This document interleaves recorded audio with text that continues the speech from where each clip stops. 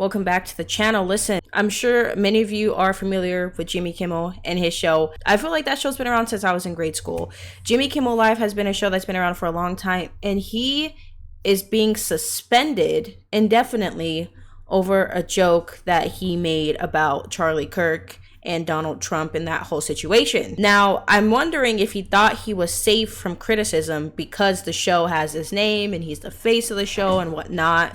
I have a clip here from NBC LA that we're gonna watch real quick. Let's go ahead and watch this. The future of the late night show Jimmy Kimmel Live is in jeopardy. Good evening once again, everyone. I'm Colleen Williams. And I'm Michael Brownlee. ABC is preempting the show indefinitely because of comments he made following, I should say, the assassination of Charlie Kirk. NBC4's Conan Nolan joins us live from the newsroom. Conan, that announcement is sending shockwaves through Hollywood tonight. It is, Colleen, and it deserves a little bit of a backstory. Prior to the news conference on Tuesday that delineated the evidence against the assassin, the alleged assassin of Charlie Kirk, there was a narrative over the weekend that perhaps this man, Tyler Robinson, was actually a supporter of President Donald Trump. In fact, there were those who believed he was part of the ultra-right wing who considered Charlie Kirk to be too liberal, that he was too accommodating to political moderates and leftists. That turned out not to be the case. But in between that wording on the internet and what happened on Tuesday with the announcement of the evidence, it appears that Jimmy Kimmel bought into what was being said online. I am not going to make a ton of comments about the alleged assassin of Charlie Kirk because that is an ongoing investigation, and I don't feel comfortable, getting too deep into that because I just feel as though I butcher something. I'd make a mistake trying to explain all that. But what I can say is one thing that I found absolutely disgusting on the internet was that there's a specific page on Twitter that is they're like leftist radicals and whatnot. And they made a post, edited a picture of Tyler Robinson with a Trump shirt on, with using AI. And someone put the picture side by side. I'll put them on the screen right here. Put them right here. And people bought into that, and people actually believe that. People actually believe that Tyler was a Trump supporter. They fed into that narrative and bought into that. It doesn't take much to use critical thinking skills and kind of research stuff for yourself, but it's the internet and people just tend to not do that, even though we have so much access to everything, right? Jimmy Kimmel buying into that, I understand, and I could definitely see someone like him doing that. My other thing is it doesn't make sense for you as a host of a show to even make a joke concerning Charlie Kirk's death at all. I don't think it was necessary. Led to the monologue that is in dispute on Monday night. The controversy stemmed from this joke during Monday night's monologue on the Jimmy Kimmel Live show taped on Hollywood Boulevard.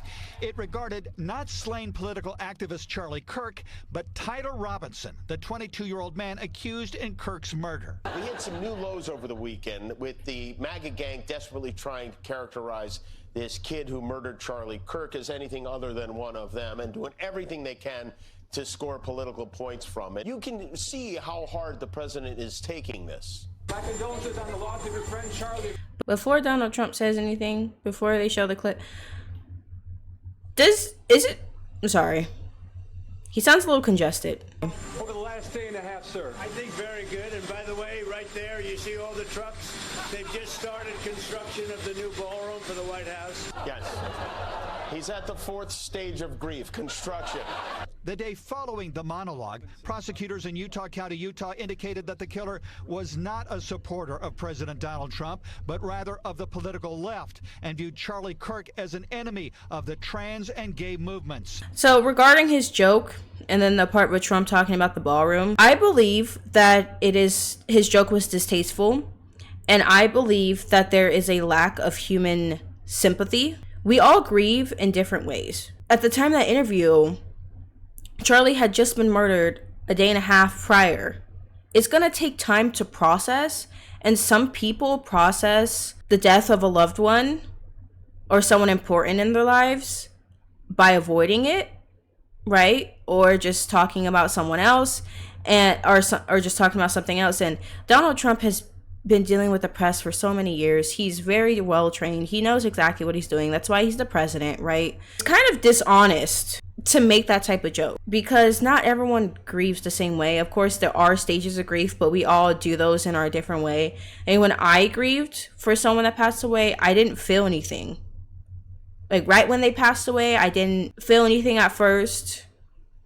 It wasn't until maybe many months later where I cried because they had a funeral, because the person at the funeral, but it took me a long time to process that they were gone. And some people process it by avoiding questions about it. And that's okay. That's their process, as long as they're healing. For a man in his position as the leader of the country, it's not a lot. I feel like there's not a lot of time to rest. He's always in front of cameras. He always has to keep pushing and keep going and keep doing this. Like, when you really think about it, do the presidents even get vacations? Like, their job is stressful. And I just think not taking into consideration all the other factors of his life or the type of person he is and maybe how he grieves is just dishonest. The Nexstar Media Corporation, which is in need of FCC approval for a $6.2 billion merger with the media company Tegna, issued a statement saying it strongly objected to Kimmel's comments and was going to replace the show with other programming in its ABC-affiliated markets. ABC Television announced it is suspending airing of the program indefinitely. FCC Chairman Brendan Carr, on conservative commentator Benny Johnson's podcast, threatened to take action against ABC for Kimmel suggesting that Kirk's killer was a Trump supporter.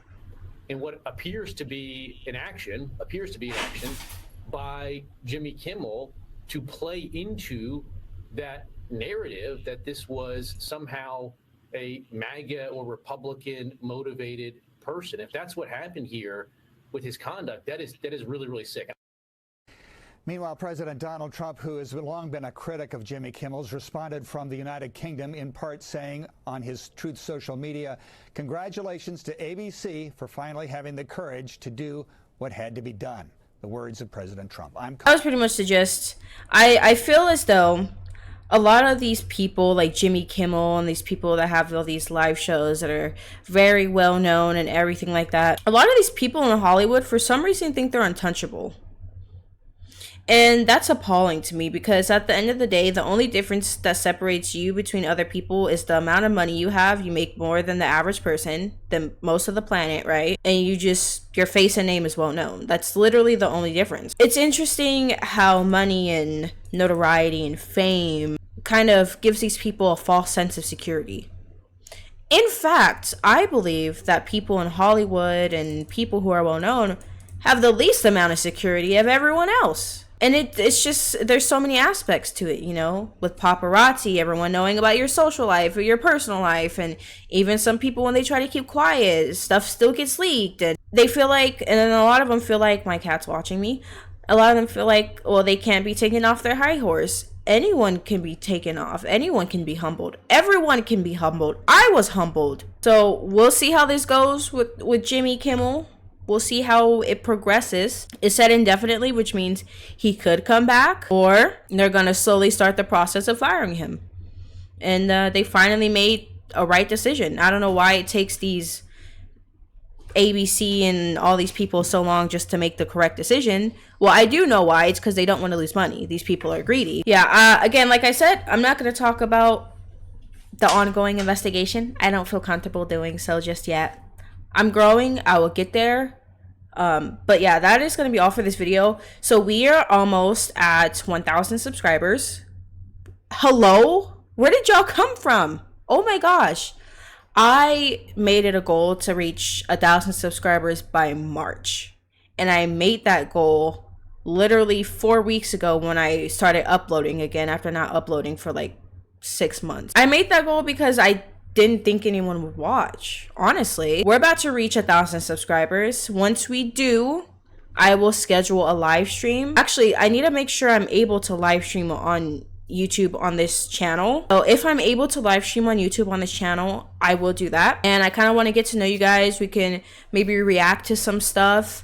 Maybe some like more social stuff that's a little bit more funny, a little bit more upbeat, but we can still have serious conversations about. 1,000 people. Imagine 1,000 people individually deciding, hey, I want to follow this person and subscribe to them. That's awesome. Like, that's amazing. So we hit 1,000 subscribers. Let's try to strive for 3,000 subscribers by March. And if it's more, if it's less, I don't care. But we're striving for 3,000 by March for my birthday, okay? For my big 2-3, my 23rd birthday. So I hope you enjoyed this video. I know I did. I'm going to try to figure out what editing software I'm going to use, or this video is just going to go up unedited. So I don't know what I'm going to use. So I'm going to figure it out right now, but I hope you guys enjoyed this video. I'll see you in the next one. Okay, bye.